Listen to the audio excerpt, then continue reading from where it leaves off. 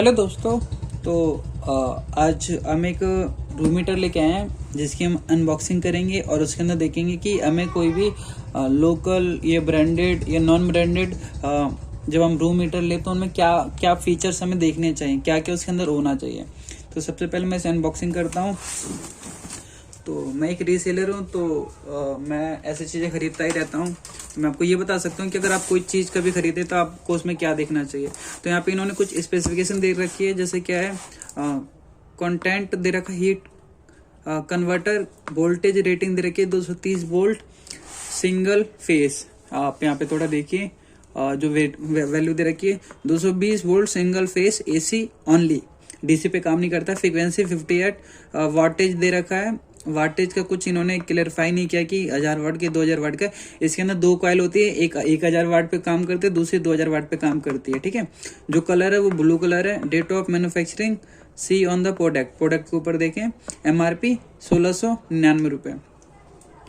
और जो एड्रेस दे रखा है MB इलेक्ट्रिकल PO बॉक्स 90 नई दिल्ली 110008। कस्टमर केयर नंबर दे रखा है।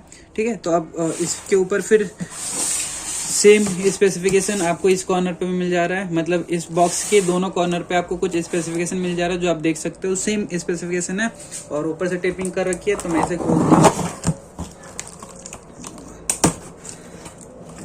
ओवरऑल अगर आप कभी भी कोई भी ब्रांडेड या नॉन ब्रांडेड लेते हो तो आपको बस इनमें कुछ चीज़ों का ध्यान रखना होता है। मैं आपको वो भी बता दूंगा, इससे आपको ये भी पता चल जाएगा कि जो रूम हीटर होता है उसके अंदर आपको किन चीज़ों पे ध्यान देना चाहिए। ठीक है, तो मैंने इसे खोल लिया है। ओके, तो ये डब्बा खाली हो गया। हमको कुछ ऐसा कुछ मिला है जिसमें दो फॉर्म दे रखे हैं साइड में और एक पॉलिथीन दे रखा है। खोल के देखते हैं क्या क्या दिया और कैसे दिया है।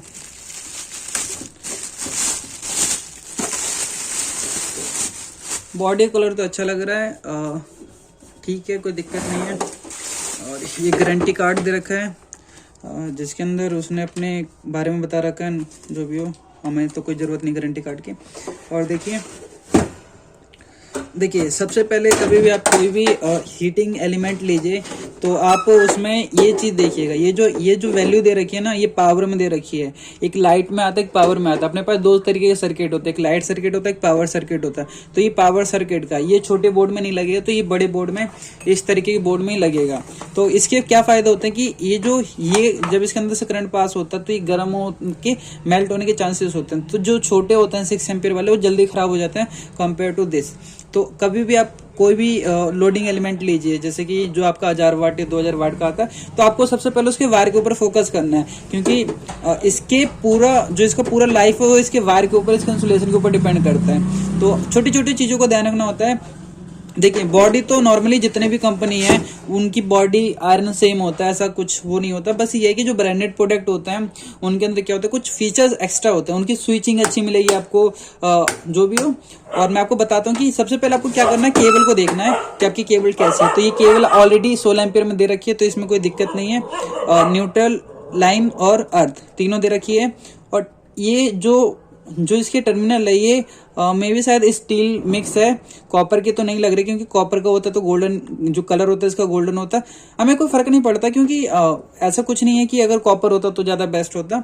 ये दिमाग से आप निकाल दीजिए। ठीक है, अब फिर ये देखते हैं, ये कवर भी ठीक है, मजबूत है। और जो इसकी बॉडी है देखते हैं, दबा करके दबती है नहीं, तो ठीक है, मतलब हल्की नहीं है। जो इसका आयरन का जो चद्दर है वो ठीक है, इतनी है, मतलब आप फोर्स लगाओगे ना फोर्सफुली तो भी ये उतनी दब नहीं रही, हल्की नहीं, मतलब ये ठीक है। आप इधर भी दबा के देखिए कि दब रही है नहीं। ठीक है, और ये ठीक है, ये भी इतना कुछ बुरा नहीं है।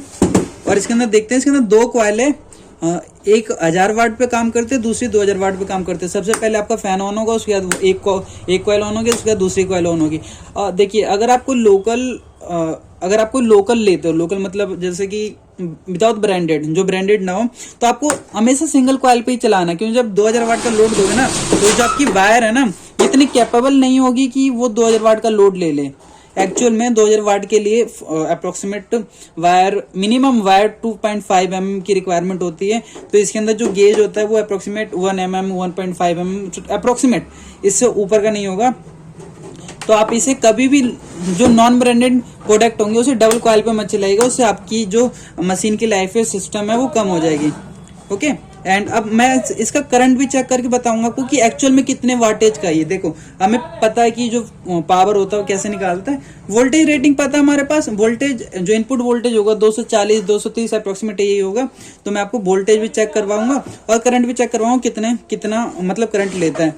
जो इसके अंदर फैन ब्लेड है ना, जो इसके अंदर फैन का ब्लेड है वो प्लास्टिक का दे रखा है, और जो अंदर की मोटर है वो कंप्लीट स्पेसिफिकेशन नहीं दे रखी कि कॉपर में या एल्युमिनियम है। लेकिन जो शॉपकीपर होता है वो एल्युमिनियम कॉपर कह के थोड़ा महंगा बेचते हैं, एल्युमिनियम कह के थोड़ा सस्ता बेचते हैं। तो आपको क्या करना है, मान लीजिए आपको तो चलाने से मतलब है ना, एल्युमिनियम और कॉपर से क्या मतलब है।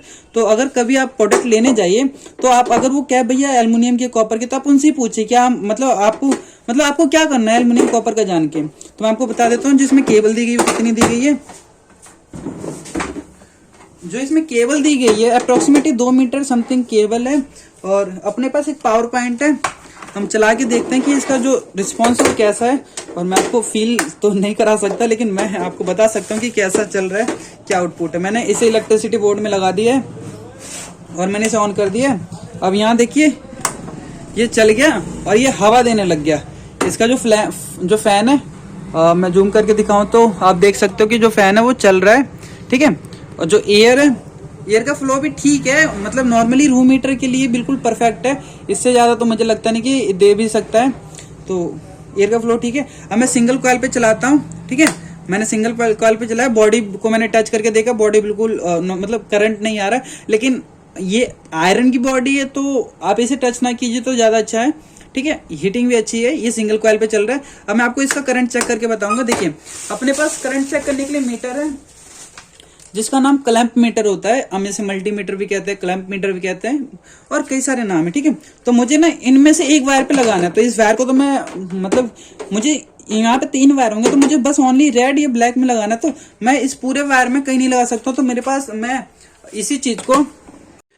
इसी मीटर को मैं इस इनपुट वाले वायर के साथ कनेक्ट कर दूंगा, ठीक है। मेरे पास ये जो इनपुट का वायर है यहाँ पे आप देख सकते हो कि जो बोर्ड है कहीं से वायर आ रही है, शॉप है तो इसलिए यहाँ पे सब कुछ ऐसा आपको देखने को मिल रहा है। तो मैंने इसे क्या कर दिया, 200 एम्पियर पे सेट कर दिया। आप देखिए 200 एम्पियर पे, और यहाँ पे जो करंट ले रहा है वो अप्रोक्सीमेट, रुकिए मैं इसे दोबारा रीसेट करता हूँ।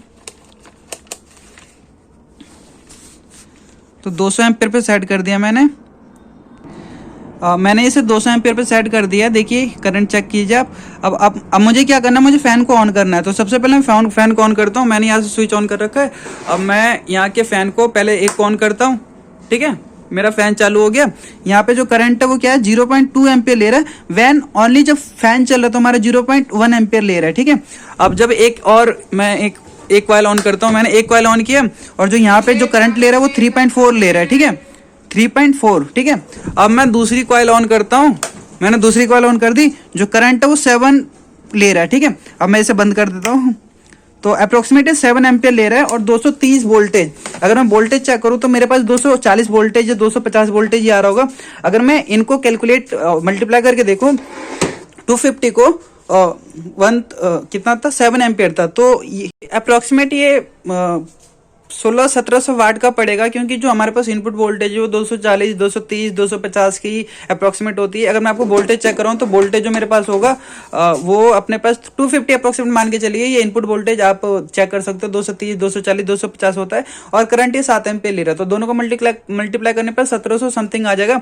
तो ये आपको आउटपुट देगा वो 1700 वाटेज देगा। लेकिन जो इसकी रेटिंग दे रखी है दोनों कॉइल की, वो दे रखी है 2000।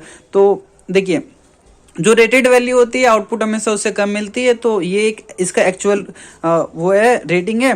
तो और मैं आपको इसकी थोड़ी फंक्शन भी बता दूं कि मतलब कैसी बॉडी फ्रेम है। इसकी बॉडी तो अच्छी है, आयरन की बॉडी है, फिनिशिंग भी कुछ ठीक ही है, उतनी बुरी तो नहीं है। और ये जो कॉइल है, कॉइल भी ठीक है, इससे ज़्यादा ब्रांडेड कॉइल आती भी नहीं है। नंबर प्लेट की भी जो थिकनेस है वो भी ठीक है, मतलब बैंड नहीं हो रही फोर्स करने के बाद। आप जब भी मार्केट में जाइएगा तो एक बार पहले आपको सबसे पहले वायर चेक करना है, बॉडी चेक करनी है, स्विच। ये जो स्विच है ना, इसका ठीक है, मतलब एक होता है ना बिल्कुल लो क्वालिटी का, तो ये बिल्कुल लो क्वालिटी का नहीं है, क्योंकि हमने रीसेलिंग के लिए लिया है, तो होता क्या हमें गारंटी देना पड़ता है कस्टमर को, और आगे से इसकी उतनी अच्छी गारंटी आती नहीं, ओनली मोटे मोटे की गारंटी आती है, जो इसका डीलर होता है वो हमें मोटे मोटे गारंटी देता है। तो उस हिसाब से हम प्रोडक्ट ऐसा लेते हैं कि अप्रोक्सीमेट कस्टमर खरीदे तो 2-2.5 साल तक उसको प्रॉब्लम फेस ना करना पड़े। तो अप्रोक्सीमेट मेरे हिसाब से बिल्कुल ठीक है, और जो इसका आउटपुट है वो 1700 समथिंग है, और ये रेटेड वैल्यू इसमें 2000 दे रखी है, तो थोड़ा वेरिएशन है, और बिल्कुल ठीक है, कोई दिक्कत नहीं है। पीछे का भी बैकग्राउंड ठीक है, और मतलब ठीक है, बहुत अच्छा है। इसके बॉक्स के ऊपर जो रेटेड वैल्यू दे रखी है वो कुछ एक्चुअल वैल्यू तो है नहीं, और कुछ वैल्यू मेंशन कर रखी है, आप देख सकते हो, पढ़ सकते हो यहाँ। जो जिस कंपनी ने बनाया है उसके बारे में सब कुछ मेंशन कर रखा है, उसने क्या है क्या नहीं, किस तरीके से यूज किया जाता है। वारम पे 1000 वाट यूज करेगा, नॉर्मल पे 2000 वाट यूज करेगा, यहाँ पे मेंशन कर रखा है, लेकिन एक्चुअल रेटिंग ये नहीं दे रही। ठीक है, 230 वोल्टेज पे, यानी जो इन्होंने एक्चुअल जो वैल्यू बताई 230 वोल्टेज पे इन्होंने आउटपुट ये बताया, तो 230 को अगर मैं मल्टीप्लाई करूँ 7 से, तो अप्रोक्सीमेटली से 8 एम्पियर 8.5 एम्पियर लेना चाहिए था, लेकिन इनकी कैलकुलेशन इतनी एक्चुअल नहीं है, तो मैं कुछ कह नहीं सकता। लेकिन ठीक है, बॉडी का भी कलर भी अच्छा है, इसका थिकनेस भी अच्छी है, स्ट्रॉन्ग भी है, और आप भी इसे मार्केट से खरीद सकते हो। देखो, अगर आप नॉर्मली मार्केट से खरीदोगे ना, लोकल मार्केट से, तो इसकी कीमत आपको 1100-1200 रुपये पड़ेगी। लेकिन अगर आप किसी बड़े मार्केट से खरीदोगे, मतलब देखो क्या होता है, जब नंबर ऑफ क्वांटिटी आप इंक्रीज करोगे ना, तो उनका रेट कॉस्ट अपने आप ही डिक्रीज हो जाएगा। तो आपको 1-2 पीस अगर अप्रोक्सीमेट 800-900 का पड़ रहा है विद गारंटी, तो आप कहीं से भी परचेज कर सकते हो, कोई दिक्कत वाली बात नहीं। लेकिन आपको इन चीजों का ध्यान देना है। दुकानदार जब गारंटी देता है ना, तो मेंशन करेगा। कुछ दुकानदार जो शॉपकीपर होते हैं, ये जो रीसेलर होता है, वो क्या करते हैं, वो मेंशन नहीं करते, वो क्या कहते हैं, भैया गारंटी है लेकिन ओनली मोटर की।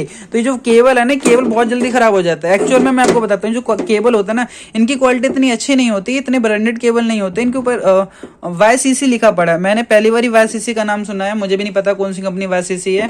तो क्या होता है कि कोई भी अननोन कंपनी में, मतलब इनको प्रॉफिट मिल रहा होता है, ये केबल इनको सस्ता पड़ता है, तो सस्ते के चक्कर में लगा देते हैं, तो इनकी लाइफ केबल की डिक्रीज हो जाती है। अगर आप इसी केबल को मार्केट से खरीदो, तो आपको मार्केट से खरीदने पर ये 200-250 रुपये का केबल पड़ेगा 2.5 mm में, तो वो बाद में कॉस्टली पड़ जाता है रिपेयरिंग। तो पहली बार जब आप कोई प्रोडक्ट लो, तो थोड़ा महंगा ले लो, ब्रांडेड ले लो, और जरूरी नहीं कि सारे ब्रांडेड अच्छे ही हो, तो कुछ चीज़ों को आपको भी देखना होगा कि किस तरीके की कंपनी क्या मैन्युफैक्चरिंग कर रही है। कभी कभी लोकल प्रोडक्ट भी बहुत अच्छे निकल जाते हैं, तो ऐसे हम कमेंट नहीं कर सकते विदाउट उसको वेरीफाई किए हुए।